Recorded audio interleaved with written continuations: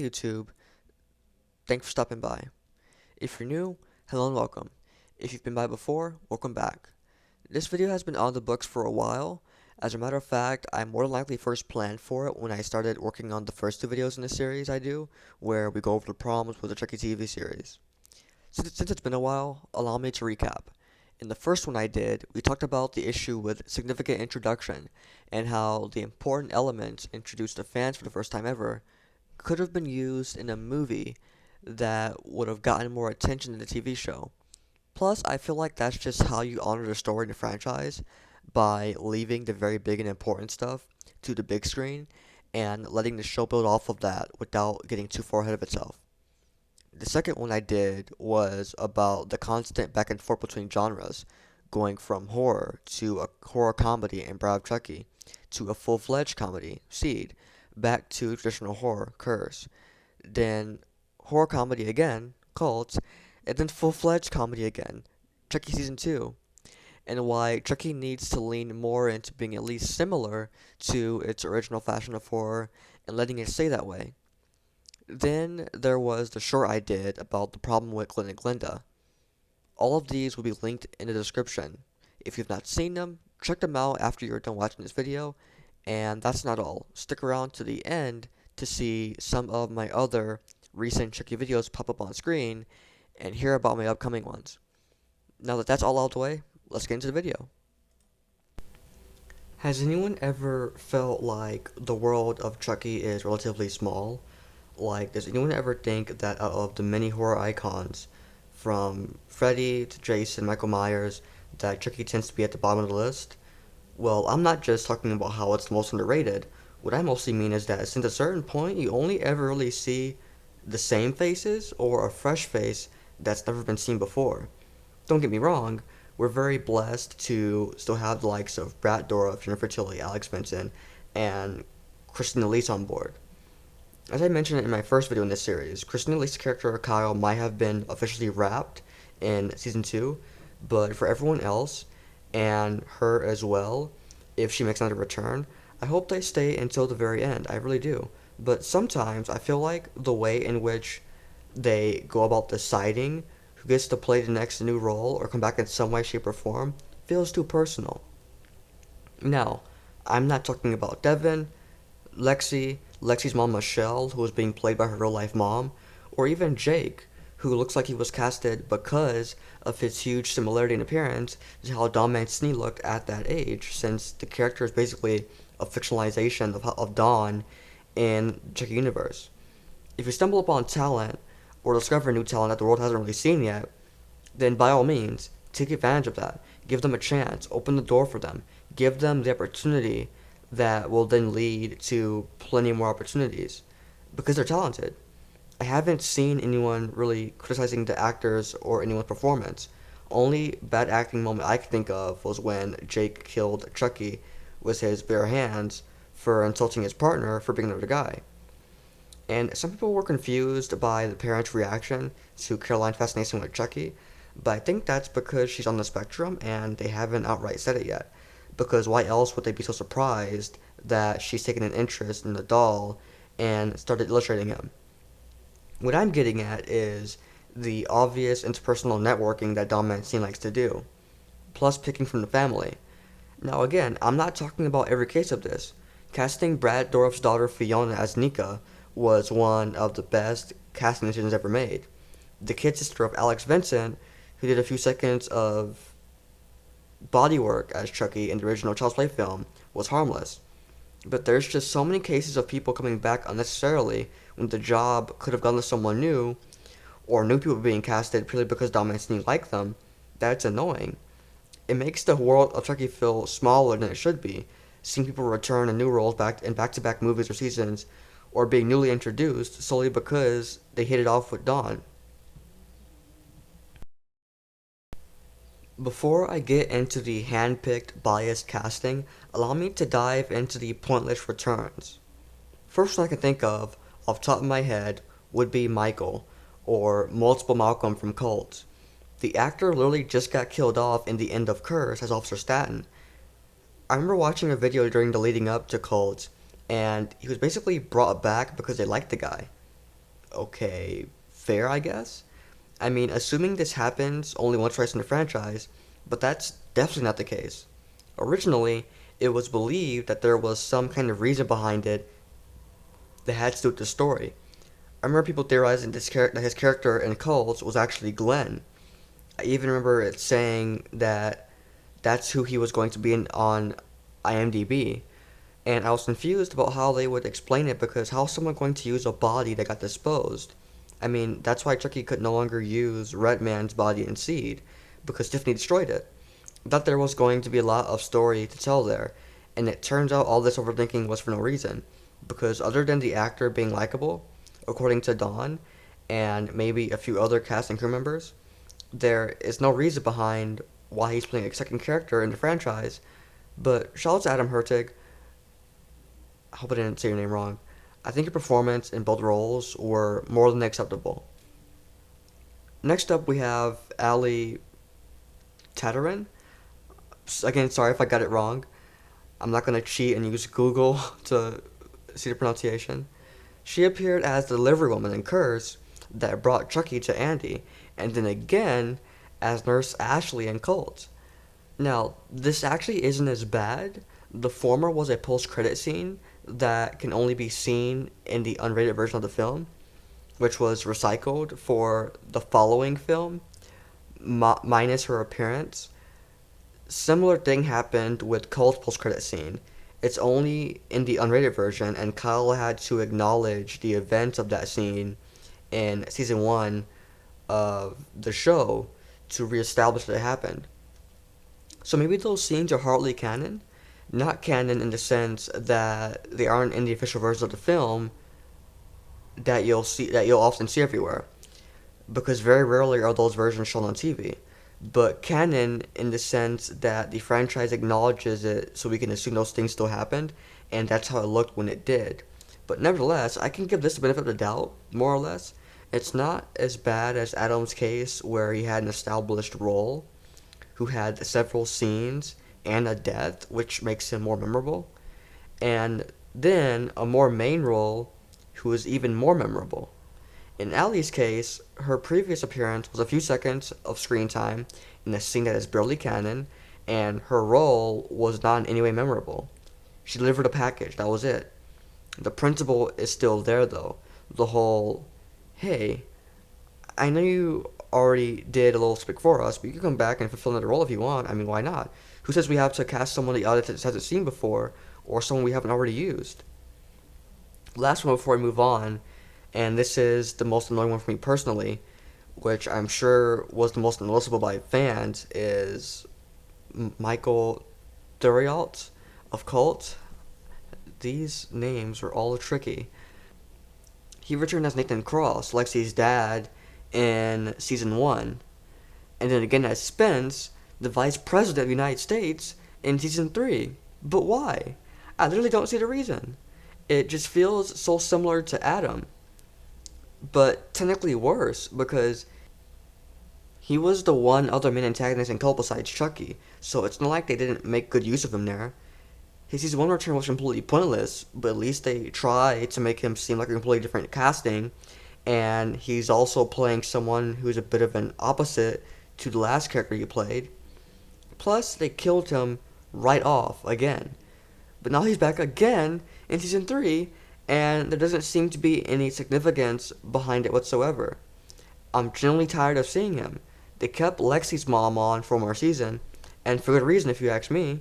Dawn's able because she had the perfect scream for someone in horror, which is also what made Samara Weaving a good casting choice for Scream 6. So that's fair. Like I said before, you can at least make it make sense instead of just doing it. Moving on. Now let's get into those who were picked for more personal reasons. I'm just going to start with the most obvious option as my prime example, Lachlan Watson. And I don't have mixed feelings about this one. It's literally so spelled out that it almost makes me forget that I had positive things to say about her and her performance in my previous video. Lachlan opens up about it completely. She says that she met Dawn at a virtual meeting about something LGBTQ related, and they connected well. Next thing you know, he reached back out offering her a role. I'm not even sure they knew who each other were prior, but one thing that's made clear by her is that she didn't know very much about Chucky. In fact, she played Seed of Chucky during her flight to the film location. So by the time she began performing for her role, I'm not so sure that she didn't have a surface level perception of the character she was playing. In that regard, you could definitely make the argument that someone else would have been more deserving of the part. Someone who knows Chucky, already appreciates Glenn and Glinda, and didn't have to intrigue Dawn on a personal level, but rather with their talent. Thankfully, Lachlan Watson is talented, and her execution couldn't have been better. If they found a way to bring her back, even if it's as new, even if it's as new a role, I actually wouldn't complain because that's how well her involvement has been received. That's not something I can really say about the previously mentioned actors, besides maybe Michael as Dr. Foley. But so far, everyone he's played after that hasn't amounted up to that initial role, which is part of why it's pointless casting. I think that just about sums it up for this portion of the video. Hopefully, the idea has gotten across. There was also the nurse in season 2, who was another relative of Brad Dourif, but there wasn't a lot of information given about how that came to be, and I don't want to misrepresent why she got the role. So now, let's get into the fun part, which is the exceptions to the rule, and the castings that I would be more than happy to see again on the show in a future film. How about we start with a basic one, Fiona Dourif. She has contributed so much to the show with her performance. I challenge anybody, to tell me who's a better actor in the show than her. She's played as Nika. She's played as Chucky possessing Nika. She's played Nika pretending to be possessed by Chucky, and she's played a young adult Charles Lee Ray who looks exactly how Brad Dourif looked in his first appearance. If that's not something to appreciate, I don't know what is. I don't know if Chucky will outlive her main character, or if her main character will outlive Chucky. But if we can continue to get her to return as a young Charles Lee Ray in conjunction with Brad Dourif's voiceover work, that would be perfect for continuing to explore Chucky's origins like the way they did in Cursed in Season 1. And I can't conclude a video about repetitive casting in Chucky without mentioning Devon Sawa. The reason why this is a must-make exception is because the entire point was for him to play multiple characters since the beginning. He played 2 characters in Season 1, 1 in Season 2, and he's playing his 4th character in Season 3. Each very widely different and used to their fullest potential with no similarities whatsoever. And the main gag is that each of those characters wound up dying, and each death was better than the last. Father Bryce has literally become my most favorite Chucky kill, and I don't know how they intend to top that if he's going to kill the president, but I look forward to seeing what they come up with. But once the ideas start running out, stop doing it if nothing good is going to come out of it, because then it won't serve its purpose anymore. It won't be appreciable any longer. With that being said, I don't really have any issue with Sister Ruth actress Laura Jean Stecky. Yeah, these are all. Why do they all have this in common? Complicated names. Returning as the First Lady. I actually think it's a great way of indirectly building something off of the connection between Devon and Laura's season 2 characters. I don't know. I feel like even though it more likely wasn't the intention for those characters to have chemistry, I feel like they did, and they're making use of it now in Season 3. It still, in a way, feels like unnecessary repetitive networking, but I don't feel like it's one of those situations where we're missing out on much by not casting someone else. In fact, I see even more potential than did for her before. And for the last portion of this video, but not by any means the least, let's go over my picks for who I would like to see again in the franchise, even if it's not the same role they had before. So potentially were the exceptions. Number 1, Lachlan Watson. Like I mentioned before, I love her performance, fans loved her performance. She might not have been well versed on Chucky, but she did her best, and it was one of the best performances in the 2nd season. And part of why I make this an exception is because of the way things ended for her characters like Glenn and Glinda. I feel like they essentially made it to where now it's impossible for Lachlan to be either of those two again because of what happened with the bodies, but having her return as someone else can definitely fill in that void of wishing she could return as we got her as first. Number 2, Bella Higginbottom. As some of us may already know, this young actress who played the kleptomaniac Nadine stole the show. She quickly became a favorite and was definitely the most disappointing death of that season. I'm sure a lot of people would like to see her again to honor the appreciation of that actress, and I think that's a good enough reason to recast someone. It's better than simply being fond of them as a person and then giving them another job so they can provide the same level of performance. And it's like, no, if you're going to recast people, at least have it be someone that people go crazy for, someone that we can't get enough of, which is yet another reason why Devon Sawa is a perfect example of a good repeat casting. I actually felt like Bella should have been Sarah Sherman's character, Annie, who was Henry's nanny in Season 3, Episode 4. After all, she did kind of come back as a ghost after her death in Season 2, didn't she? But that's not to say that I wasn't satisfied with Sarah's acting. I thought it was great. I was just distracted by trying to figure out who she was because it was obviously a particular casting choice. Number 3, Justin Wallen. For those who aren't as familiar with this name as one might be with the name Alex Vincent, this actor also played Andy in Child's Play 3.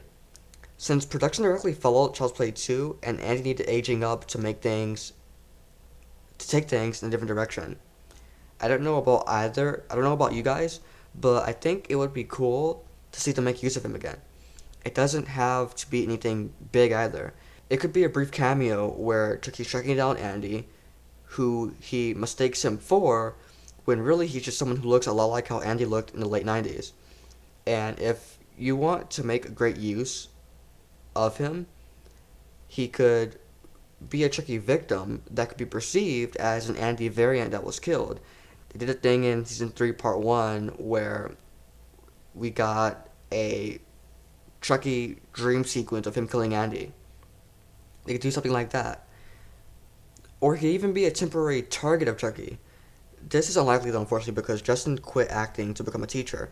But fingers crossed that Dawn thinks of this. And I will leave it at that since the video is already much longer than I want it to be. Let me know in the comment section which actors you'd let return to the franchise under a different name. Also, I plan to do a Season 3 Part 1 review, so keep your knives out for that. And hopefully there might be another Chucky product review coming out soon. My fingers have been crossed since late August for this one. For now, if you haven't seen it, check out my Baby Glinda review, as well as my Season 3 video on returning legacy characters. As for this one, moral of the story, cast roles naturally and with good intention. If you're not looking to embrace something that could be further explored by casting someone as a second or third character, then it's probably best to branch out, expand, introduce fresher faces that are talented. Hopefully Dawn realizes that at some point. Hope you all enjoyed this video. I enjoyed talking about an issue with Chucky that isn't just prominent in the show, but in the movies as well. Thank you all for watching, and until next time, goodbye.